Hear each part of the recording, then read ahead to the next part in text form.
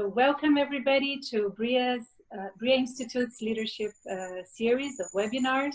This is our fourth webinar on August 4th at 4 p.m. So very lucky to have all fours. And I'm very honored to be joined here today by Michelle and Ivan. So it's an honor for Briyah Institute to host this event on the future of leadership, on systems thinking applied to business. This is a very dear subject to me, and I am very honored and pleased to be able to share this with you. So just a little bit about Briyah for those who don't know us. Briyah is a startup, it's a benefit corporation based in Florida, but it's a global entity. Our goal is to bridge the gap between innovation, practice, and purpose, inspire leaders to change organizations, and help create an impact economy. And what do we mean by that? So impact economy is the economy that pursues financial returns alongside positive impacts for people and planet. And we do that in Briyah, inspiring people through our CEO Meet and Master program, incubating projects like the Brain Health Project, and also creating an ecosystem with other companies and organizations that are like-minded, like the WOMP Group. So in inspiring people, we have a course online that if you like the topic we're discussing here today, you're more than welcome to join us on this course. It's called the CEO Meet and Master. So you listen from the C-suite, what's going on, apply systemic thinking to business in a very concrete way, and start embracing your own unique leadership journey. So this is the purpose. We're here gathered today, and I am, again, very honored to have Michelle and Ivan. So let me say a few words about them before we get started in the topic itself. So Michelle, it's a pleasure to have you here. Michelle is French, born and raised in France, and moved to the US, and has a background in psychology, large experience in marketing, so is all very connected with the business world. But she changed her trajectory after being, very successful in business to really embrace the systemic work. And today she is a true spiritual leader to many, me included, a life counselor, and an expert in family constellation. She is the founder of Mosaic, the movement, and it's beautiful to see how she is empowering other people to offer their best contributions to the systems and that they belong to. Let's get going again. So Michelle, thank you for being with us. It's a pleasure to have you here. And let me also introduce and welcome Ivan. So Ivan is born in Serbia, living in California, also a very successful trajectory in the business world. He reached the level of CEO of an aerospace manufacturing firm, Lutech, and is the co-author of a very nice book on bridging the legacy of innovation, bridging the legacy and innovation to build a family business that lasts for generations, with his wife, Adriana. They have served as advisors to companies for the last 12 years, and now co-founding the Systemic Approach Institute to help leaders and organizations find opportunities in this transition economy. So very perfect for the moment we're living in. And another last curiosity about Ivan, he was also a professional soccer player in Serbia. So very, very diverse career. So thank you both for being here today. I really appreciate it. Thank you, Mari. Thank you, Briyah. So okay. Appreciate being with you. It's great to have you. Thank you. Let's get started. This conversation is so exciting, and I can't wait to get started. And this has been, a very intense day, dynamic day with so many things going on. And I wanted to kick off by asking, what is systems thinking, and why this is relevant to leaders, and how can you actually apply systems thinking to business? So Michelle, you can start, please. Systemic thinking, actually, we all have it. It's something that is innate. Because we give a word, systemic, which a few years ago was not even known, and even recently people will ask systematic, so systemic is because we belong to system, and the first one is the system where we are born in. This is why constellation is important, because that system is permanent.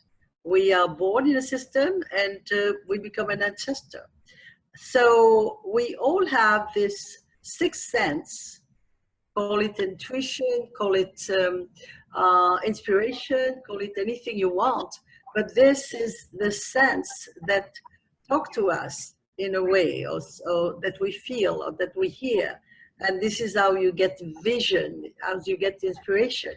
So we all have that, you know, and in systemic approach, what we learn is with some principles to understand and apply it accordingly. Thank you, Michelle. Ivan, please, your initial words.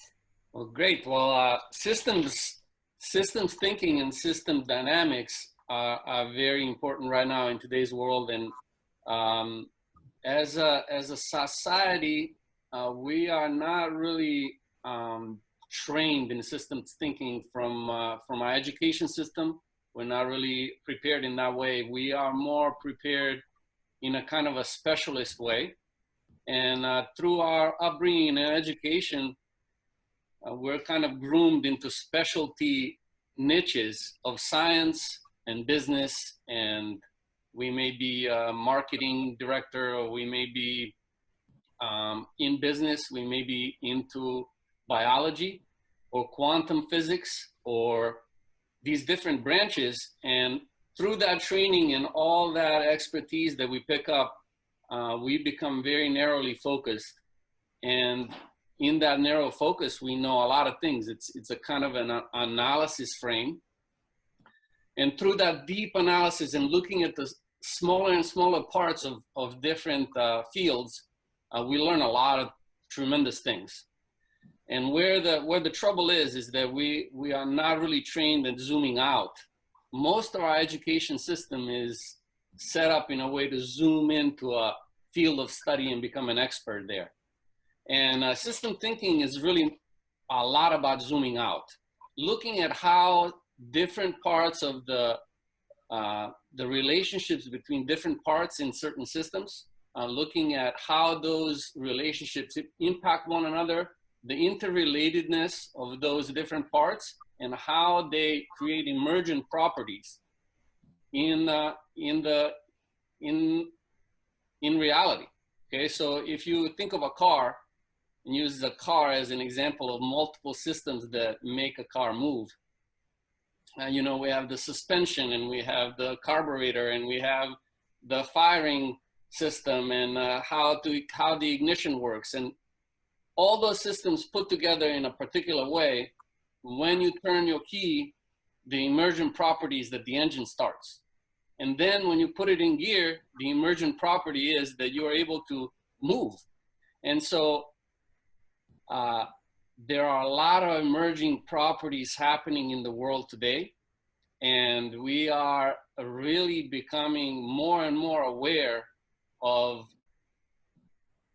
seemingly unrelated events can really emerge with unexpected consequences and unexpected results that can pretty much disrupt the way we do things, the way we look at things, the way we know things, the way we are really, the way we look at reality and how things come about and what is cause and effect and what are all those chains. And right now we're really getting an education in the world on systemic emergence and what that means and how that impacts us today. And we can clearly see the COVID virus as an emerging dynamic in the world and disrupting all kinds of things that we didn't think that were even possible. We're also looking at a racial injustice in the world, and that gaining a front and center focus for the world. Pretty much, it's interrupting governments, and it's interrupting business. It's interrupting the world as a whole. So it really, systems thinking and systems approach is really looking at how are different parts relating with each other, and what are those different relationships? What kind of emergent properties will they create? And with the world getting smaller and more interconnectivity and more networked world, it's producing unexpected emergencies that we didn't think of before. And back in the day, you may have a vision or a mission and you may set it, and you may tell your employees and you may go on about it, and you can revise it in 20 years and nothing would happen. In today's world, it's very, very dynamic. You can be going one direction one day and the next day a huge pivot needs to happen, and a huge adjustment needs to happen. And the companies, organizations, and businesses and governments that are prepared to look at this emergence in interconnectivity and interrelatability will have a significant advantage in the future. And that's the kind of leadership in the future that is going to be required. A leadership that's able to zoom out, and leadership that is prepared for the unexpected and can really, really lean into the unknown and think outside of the box and look at the different phenomena that is happening in the moment, and also anticipate which potential disruptions may be coming around the corner in the future, adjust their organization accordingly, and prepare to mitigate those problems ahead of time. And we will never be able to be prepared completely, but thinking in this way will set us up in a way that we can mitigate better and we can lead better. And I think this is a little bit of you probably need to shut me up because I can just keep on going. But I think we'll just maybe take some questions and explore some more in different directions. Sure. Thank you, Ivan. Yes, here at Briyah, we always said, and this is, like, as I said, the fourth webinar, and we've touched these issues before. We were already leaving the fourth industrial revolution, so there was already a lot of complexity in the air. So the emergence of technology, blurring the limits of the multidisciplines that are involved in innovation. So we were already perceiving this change come, but the pandemic accelerated this process. And the beauty of the systemic approach is the ability for you to zoom in when you need it, but zoom out and get a broader perspective. And you explained it very, very nicely. What I would like to hear from both of you is, now that we are, it's more visible and it's more tangible, the need for zooming out to be able to tackle some of the complexity that we're facing these days. Please give us some example of what you did at your organizations, both of you, these days, to help a business person, a leader, solve a specific problem, or that you have seen happen that you consider systemic thinking, please, to illustrate. So I'm going to start, otherwise Ivan will let literally anytime. But as far as I'm concerned, I'm more like a leader of community. I'm a people person, okay? So the thing is that a couple of years ago, I had this vision of globalization of this work, because it was fascinating to me, even though I knew that I will never be really the consultant for corporate or things like that. This was not my goal, but I felt the opportunity was amazing to globalize this beautiful work and to bring it to new young people and make a difference. And what is happening with the COVID-19 is that globalization that was my intention became immediate. And the opportunity to jump in doing the work online, for example, we had organized a program for Mosaic to really bring this work to an international community, and we were doing it live. And we started by doing it live. Actually, in January, we had someone from the Netherlands, you were here, Jan Jacob Stam, who is a big name in systemic work. And it went beautifully. And we had people from all over the world because Miami is the perfect platform for that. And that was the origin of the idea. Because ideas and decisions are made from the future in systemic way, you know, not from the past. And the future is the globalization. It was the idea of the third millennium that was systemic, really. So when this happened in March, and we had a workshop that was coming up for us, we immediately changed we got out of our comfort zone, and we zoom out and we zoom in, and we really did what was appropriate to do, which was to convert. And at the same time, this had given the opportunity to make it even wider, even more people coming from all over the world. And this is continuing. And when we see the happening that the pandemic has brought, you feel that it was really an incredible opportunity. And this is what I feel with systemic, is that we get this ability to seek the opportunity. You know, life is calling, the evolutionary force is coming, and we are following. This is what I feel about it.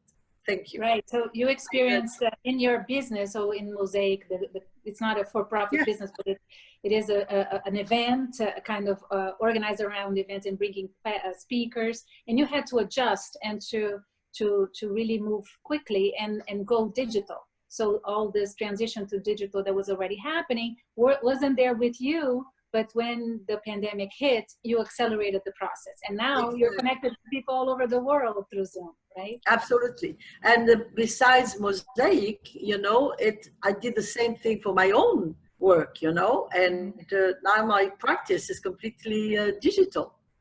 Yeah. All right. Yes. Thank you, Michelle. Ivan, any example that you want to share to illustrate how systemic work can be done in business or has kicked in?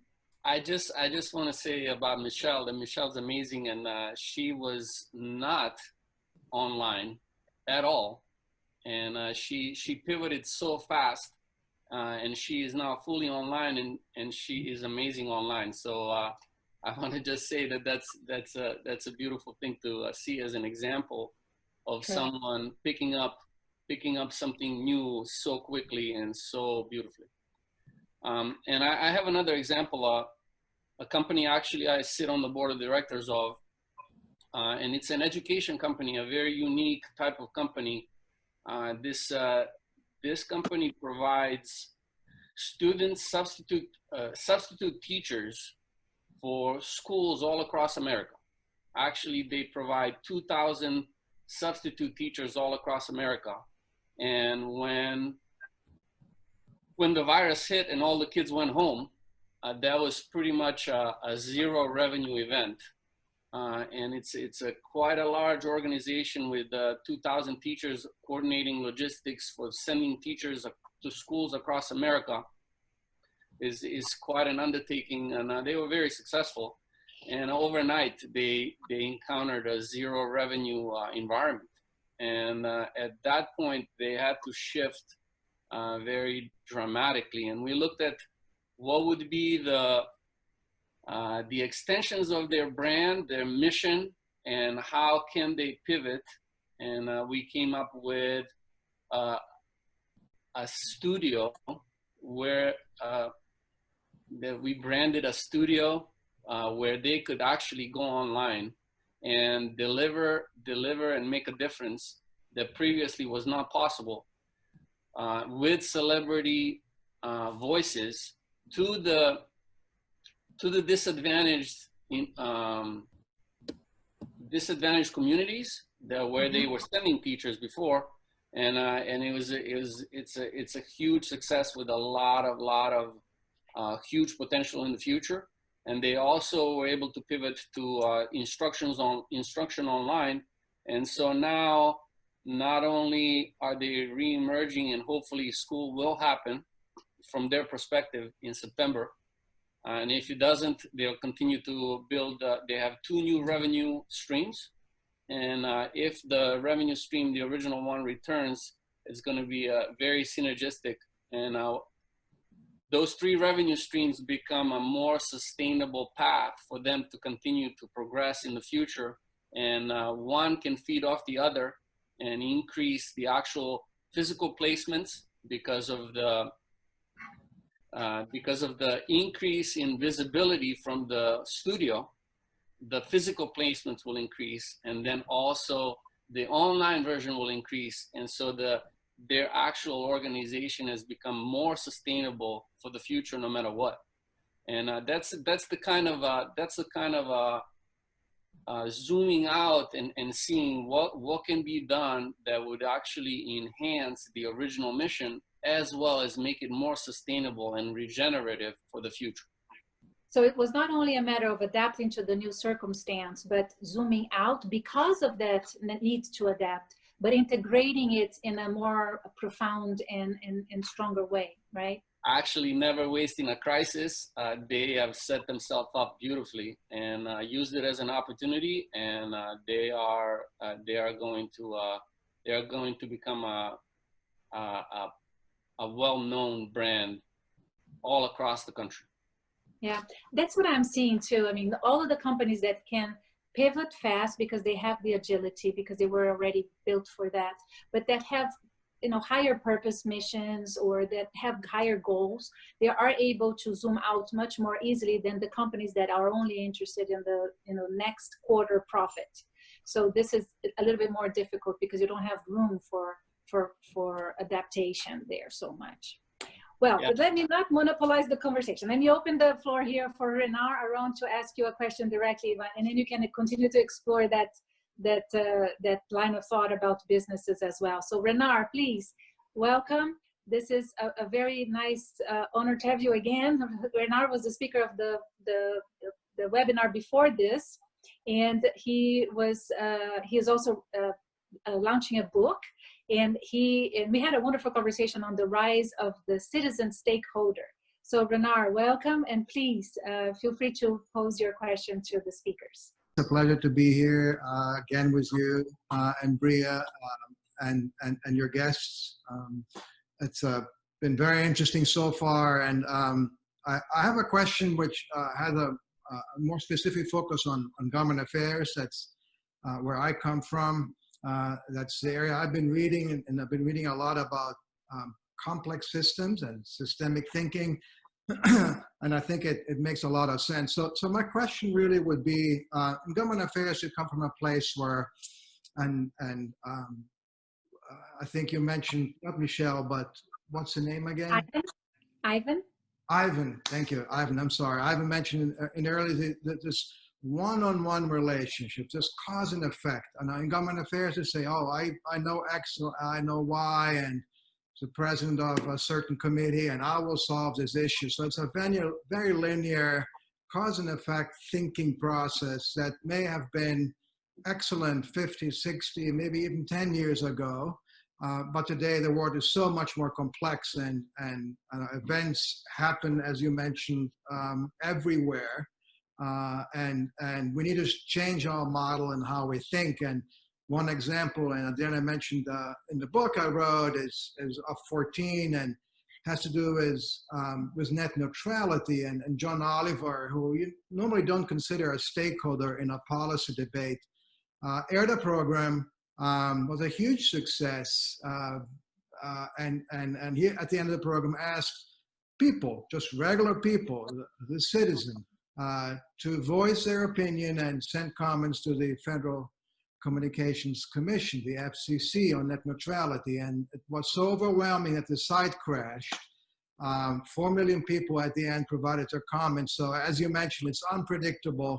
But just talking about unpredictability doesn't help much. So my question really would be, considering that it's so much more complex, considering to both of you that system thinking probably has some lessons to bring. How do you, besides changing your mindset, what can you do to better be prepared to this complexity and find that stakeholder and connect with the citizen in a way that at least reduces this unpredictability.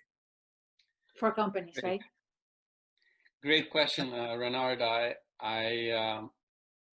really, a quote just came to my mind, and I'm not sure if Drucker said this or only the paranoid survive. Oh, I do not. That's Intel's founder. Yes. So one of those guys, a very smart person, said this a long time ago, and really, it's even more applicable now. You know, so there is survival in the air right now in the world. Families are looking to survive. Businesses are looking to survive. Governments are looking to survive. Politicians are looking to survive. Everybody's looking to survive, and it's in the air. Everybody's looking for high ground.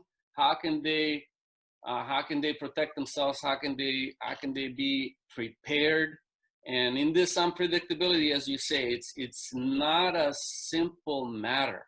It requires some deeper thinking. It requires some looking around corners. It requires some in-depth, a little bit more in-depth approach. One approach that would be really good in a case like this is realizing that there is nowhere to hide in today's world. And the first step that I would do in such a case, I would do an audit of all the vulnerabilities, whether they're hard or they're soft vulnerabilities, whether some kind of ethical vulnerability exists in your organization or in your government, whether there's a leadership perception that may be spinning out of control next week for whatever reason, that maybe there's an exposure of some kind of an unethical or some kind of a case that may be a business case that may have settled in a particular way. How are you settling the legal side of your business, and do you have anything predatory in your practices at all whatsoever? And how can you audit all those things and reduce them as fast as possible, because all of those vulnerabilities that could spin out of control. When you talk about the citizen stakeholder and how much today's connectivity gives more power to all those people, what in the past you can get away with as an organization, you can now no longer count on that, and you can actually count on that getting to bite you soon. Okay, so rather than waiting for the bite, revising your practices and outlooks and looking at your systems and how you do things, for large organizations, this is a heck of a task. And for governments, it's very, very difficult. But one way to look at all these stakeholders would be to do a system mapping, if you would. What are all the systems that are involved in your organization, in your approach to business, in your business model, in your government model, whatever it might be, looking at all the systems that are involved, and then looking at progressively more zoomed out certain regions and certain stakeholders that you didn't really think about, minorities, people that may be disadvantaged because of the way you do business. All of those things are vulnerabilities that typically we didn't used to think about. And thinking about it now is very, very important, and it's actually urgent. And most people don't think of them as urgent, and most organizations and leaders deal with this when it's too late and it's already blown up. And so this conversation about the future of leadership, leaders that proactively audit their organizations and their business models are going to be better prepared. And if they audit them on a systemic level, they're going to be even better prepared. So just like Andy Grove said, now did the paranoid survive? Now it's time to apply the learnings he left with his book. But to all leaders, maybe that's the new normal, right? You have to zoom out to see what else is there and not just focus on your business alone, right? So Renard, I don't know, any comments there from you or any additional questions to Ivan? No, I mean that was very nice. Got me thinking here, particularly the idea of systems mapping, because normally you think it in a very conceptual basis, and in the conceptual data may be even clear. Yes, word is more complex, but I don't know what tools can you apply, and how do you do that mapping? I think that is kind of the next question, and I love the idea of systems mapping because it gives it a certain rigidity that allows you to actually do a mapping that actually makes sense in this new world. And this is actually Ivan's expertise. I know it takes a long time to explain that, Ivan, but if you can explain in a fast way, condensed way, people can run for you later for more. Yes, so Business Canvas is an approach. I'm not sure how many of our audience, but you can look it up. Business Canvas looks kind of the systems of your organization. And there's a business canvas, a systemic business canvas below the surface of what we know about. Okay, so you can actually dive in below the surface of your business and look at all the systems and stakeholders that you may not be thinking of. And that's one really practical way to look at it and blow up, zoom out, and see a lot more things that are related to your business and could be crucial moving forward, removing the vulnerabilities and improving advantages and places to focus on that you may not have been thinking about. Yeah, sometimes I find it very useful when you just try to name, like we do in issues management, Briyah, for government affairs, if you place all the different actors or the different players, but try to go not to only the obvious ones, but now exploring a higher, a wider audience and being very mindful of what you know so well and you've said so well in your book, that the citizen now has the phone and has the internet and can connect and can be influencers very, very easily. So I think it's time for businesses to have that in mind and plan for that, as you well described in your book, correct? And if I may, this can apply also to governments, because we see actually in times of people having to collect unemployment or to have, ask for loans and things like that, and finding very difficult to talk to government. And we can see how it's not systemically thought, and how the parts are so different from the whole, I mean, because I am in contact with a lot of individuals, I see that they have to be themselves thinking out of the box, and sometimes not getting satisfaction, going to the top or going even to the lower and really only getting a resolution going to the lower system in the government system. I've seen that many times lately. And so this systemic approach adopted by government will be tremendous help for the population, for the citizens. And this is why, especially, and I'm not talking only about minorities, I'm talking about educated people that cannot get satisfaction from Washington or even the state, the state of Florida, for example, because this is where I am, but have to go to their representative or state council, going really to the lower level, to get satisfaction, because there is no cohesion, absolutely, no leadership. More grassroots type of approach than the top. Exactly, yes. Yeah.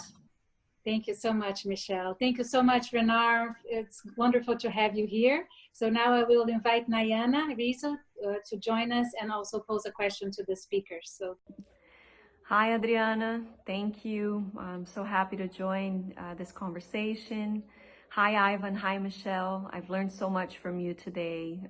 This is great. Thank you for your thoughts. As Adriana mentioned, my background is in government affairs, and I'm also a huge advocate of regeneration as a way to move forward to achieve a more sustainable and healthy planet. Regeneration talks a lot about interconnectedness and also interdependence of systems. And we know that we cannot live in a healthy planet if we're not linking human health to planetary health. And there can be no prosperity for our societies without planetary health. So when we look at the world today, and when we look at the issues and the challenges that we're facing, we know that we cannot look at them in isolation.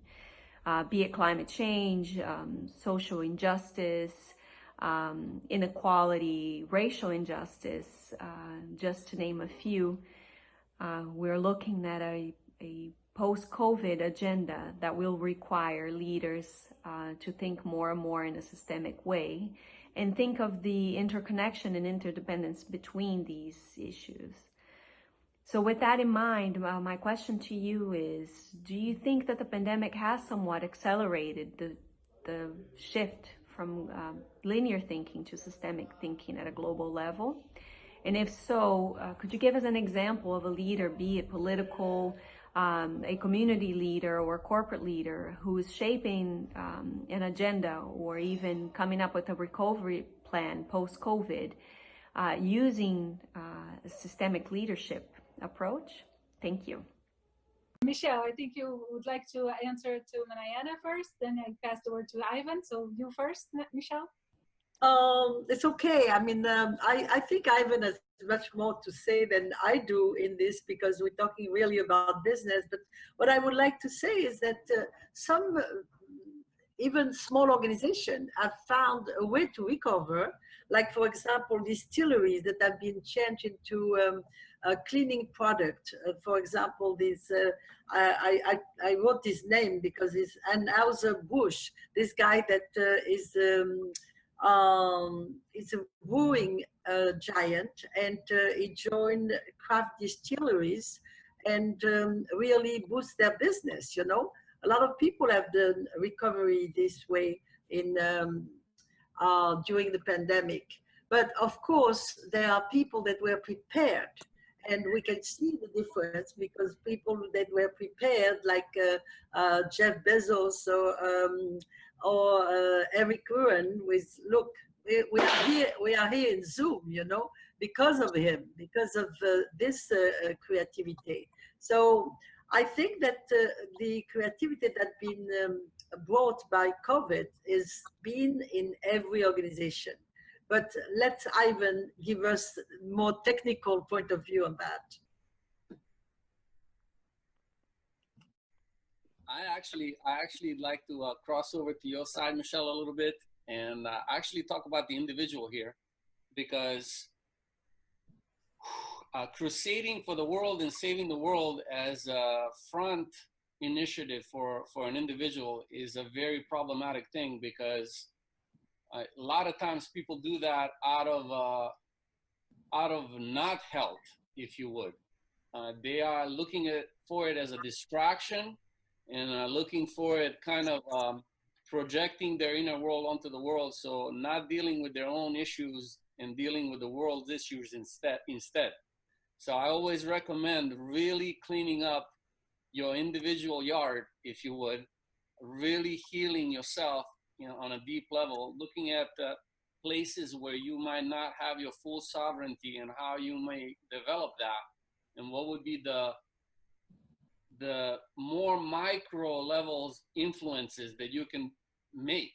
What is the contribution on a micro level that you need to make, and what is the healing that you need to do on a micro level first, and becoming a healthy cell in the body of humanity, if you would, as the first step. You becoming a healthy cell, I would recommend as the first step, and then you as the healthy cell influence the cells around you, and gradually a bunch of healthy cells lighting up across the world, it would be the ticket to make these global changes that we need to do. As far as the leader, a leader that's doing really great is the mayor of Amsterdam. They really kicked off the initiative in April that really has a very I think it's the way of the future. They're no longer measuring results on the gross domestic product for the city anymore. They're really looking at it more holistically and more systemically.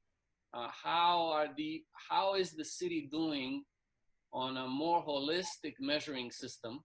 And they have a full developed measuring system on how they're measuring across all these different metrics, from the environmental to the social to the government to the business. And I believe it's donut. I'm not Donut sure what it's economics. called. Donut Donut economics. economics. Yeah, I would it's encourage people. Rayworth is the author of the book, and they are applying her model to the city of Amsterdam, and it's beautiful. That's very systemic too. Yes, I agree with you. Yes, and I think that's a great example of what can be done, and from an intersection of government and business and ecology. So I think that that's the way of the future, and I think that's the way we are going to have to do it in order to avoid disaster. I hope that the large organizations and businesses that have the resources, that they would see it as a self-survival initiative as opposed to a competing initiative. Because really all of us together, and especially the people that have the resources, coming on board to protect the golden goose, if you would, the planet itself. Because if we damage the planet, we may not have anywhere to do business on, or live for that matter. Yeah, some people are saying that after we deal with the pandemic, we deal with the economic crisis, we need to deal with the climate crisis, but it's actually at the same time, because as we were saying, with the systemic approach, we see that everything is interconnected, and there is a cause effect by just doing anything we do in one segment will interfere in others too. So this notion of system is so important. Let me just, I don't know if we'll be able to bring more people in because we lost Isabella. I don't know if Isabella can bring the other person that's going to ask a question. So Yeda Passos was going to ask a question too. Can we have Yeda? I don't know if it's going to be possible. If not, we'll just take it from here and do it. Oh, Yeda's coming. Yes, let's see if Yeda can be can have a voice. So Yeda, please, if you can unmute yourself, that'd be awesome. Thank you so much. I can put my camera. I don't know how I can do that. Yeah, I think we lost the connection of the person who was helping us with the technology. So unfortunately, I can't do this from my computer here. So if you don't mind posing your question, that would be awesome. Okay. Oh, you're here, so I can see you. Yes. Yeah, I'm here. So welcome, Yeda. So just before you start, let me just say, Yeda, I had the pleasure of working with Yeda at GE. She's a dear friend and an expert in public policy and in government affairs as well. And she's here to help us and pose the question directly to you. So thank you, Yeda. Thank you. Hi, Michelle. Hi, Ivan. It is a pleasure to be here with you. I am honored. Forgive me if I speak in some wrong words, but I'm a little bit nervous, but it is okay. That's fine. So relax. We're all here for friends. Yes. But I'm here. It's okay now. Well, my question.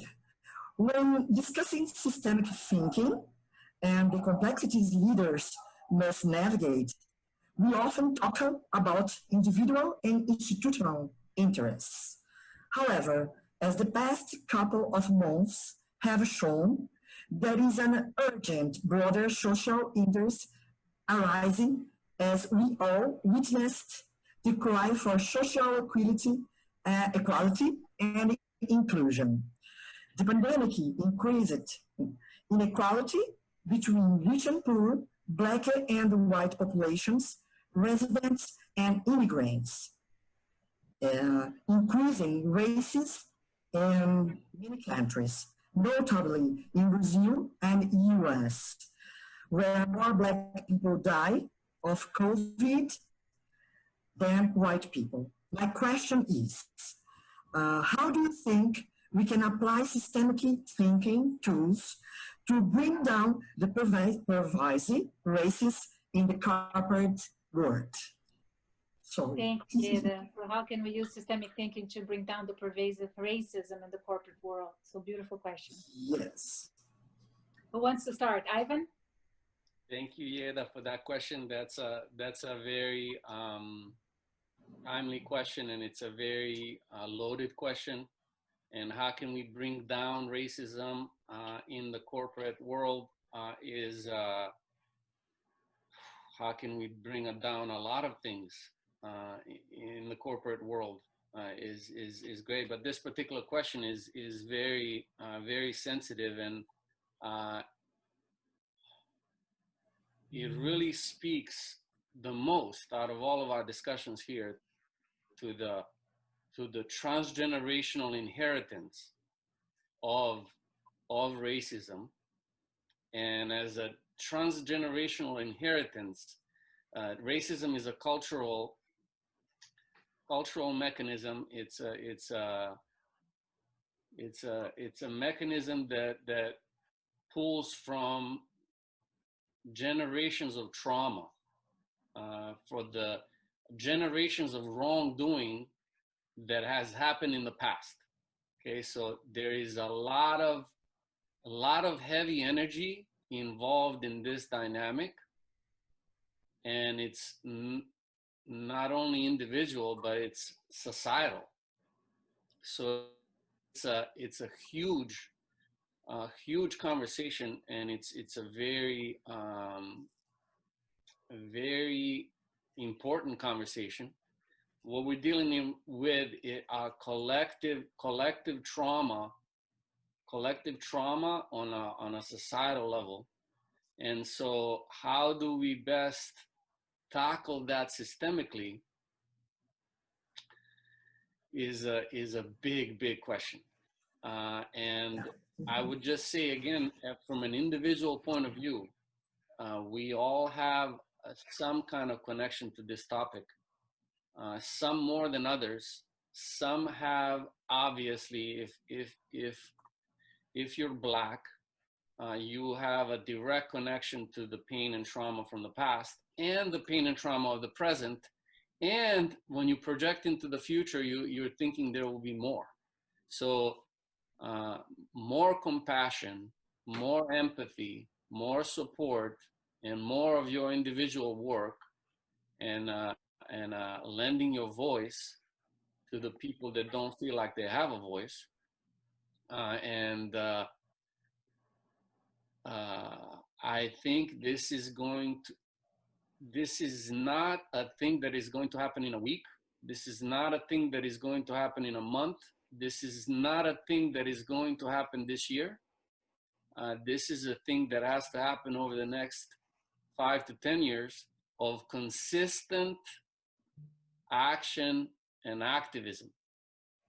And that would be my approach, because it's so entrenched with hundreds of years of history and with a lot of hundreds of years of systems that have been entrenched.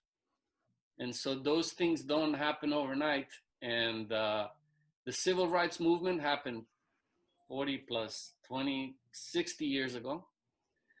And we're gonna have to remain vigilant, and we're gonna have to remain awake and using our individual voices in this direction and doing our individual work when it comes to this. It's a very, for the non-Black population, it can be a difficult blind spot where people identify themselves as not racist, but they have blind spots of racism unbeknownst to them. And they are defending their racism vehemently because there isn't enough awareness. Because it's a blind spot, like you said, right? Yeah, so raising awareness is step one, and we are in it today. and then it's going to take a significant amount of consistent effort over time. So awareness and frequency, and continue to do that persistently, and try to see the blind spots, which is also a tool that it's a practice that we focus on a lot when we do systemic work. Thank you, Ivan. It's almost time to end, but I want to listen to Michelle before we go. Michelle, please, if you want to comment on Yeah, thank you. And I think it's important that this is a subject that is very dear to my heart, and to find your place, because systemically it's very important to have order, to have place, and giving the place and belonging is one of the systemic principles. So it's very important to educate. I mean, education is crucial here. And we have to really revise the educational system. We have to understand that the virus is symbolic, because it was it is an invisible thing that get great physical consequences. But actually, the real pandemic are the social and the political pandemic that emerge from it, you see. So that is an incredible opportunity to really work on that. And Black or immigrants, the recent immigrants, because America forget that we are built on immigration, okay? We are all immigrants. And if we're not ourselves first generation, we have, with second, third generation, whatever it is, even the Mayflower. I mean, it sounds ridiculous to talk about immigrants, because we are all. And what about the Native Americans? Okay? So it's really a lot to be done. And I think that it's important to focus on that more than anything when it comes to society.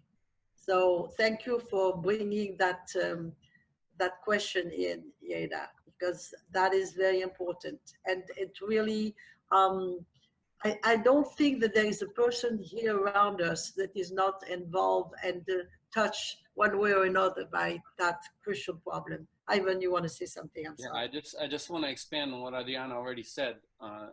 Systemic phenomenological approach. Phenomenological is being able to be open to what it will emerge and what emerges in the moment. I think if the more and more people we can teach how to be able to sit and put aside your preconceived judgment, and put aside your education, your knowledge, your knowing, all of the things that we've been brought up with, our positions, our titles, our roles. If we can set aside all those things in the background and really come in a pure human format with beginner's mind of complete blank slate, and sit in that space. This is one of the traits of systemic work, and we train for it actually. How can you enter into that space? We call it the empty center, and at the same time full center. How can you sit in that space and engage in dialogue on all of these things, and engaging in dialogue on racism from here, eye to eye, face to face, and being prepared to learn something new, being prepared to be enlightened by the actual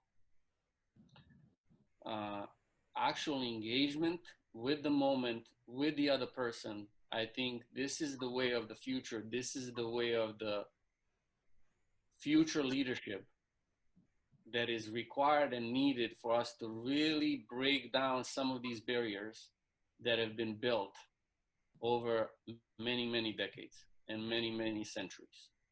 So it's the future of leadership required right now, because this is the moment we're in, the present, and this is when we need to be present in this discussion and this conversation. So thank you, Ivan, for explaining how systemic work works for that kind of societal issue. And as Yeda said, it's not only society Thank you that so much. it is the individuals that are part of families, that are part of organizations, and that are part of society.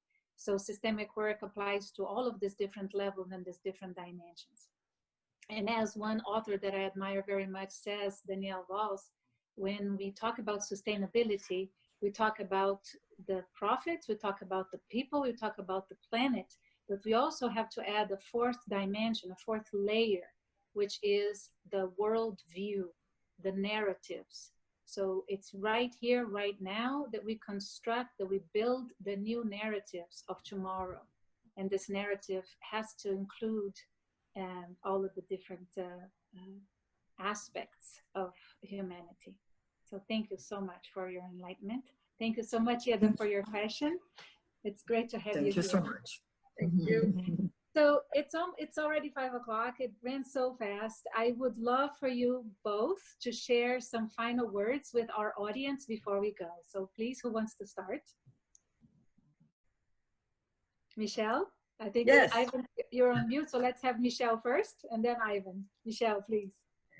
I want to thank you, all of the people that have been there, but of course to you, Adriana, to give us this opportunity, and to Briyah, and it's wonderful to see companies that are embracing and really applying all systemic approach. So thank you, and thank you for having me. It was a pleasure.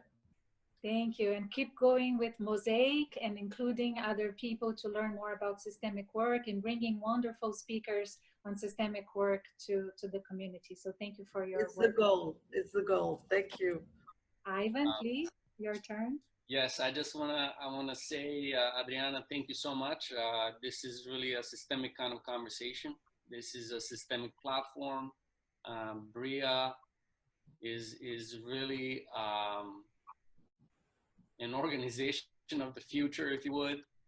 The people you're bringing in and the people you're connecting with, and you at the level that you're connecting on the corporate level, and with people with a lot of influence and resources, that is what we really need.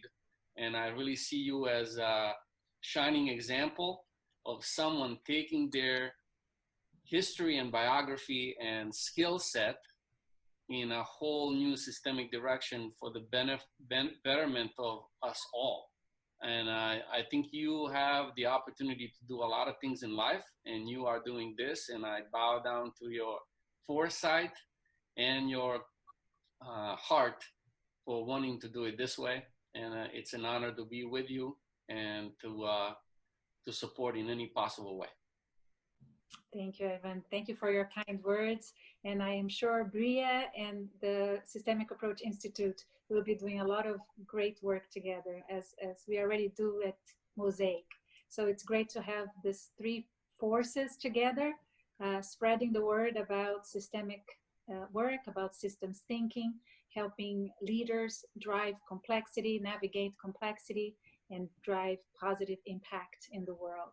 So again, thank you so much for joining us. Thank you everybody who was able to join. I'm sorry if we couldn't make all the questions happen due to these technical problems we had, but this is recorded. You can still watch it. And if you have any questions, please send it to Briyah, and we'll make sure we answer them in our social media. So follow us on social media. Stay tuned for the next webinars. Come to the CEO Meet and Master course if you want to learn more about systemic work applied to business. And again, thank you very much, Michelle and Ivan, for being here today. Thank you, Adriana. Thank you, Ivan. And thank you to the people that have asked questions. Thanks. Bye.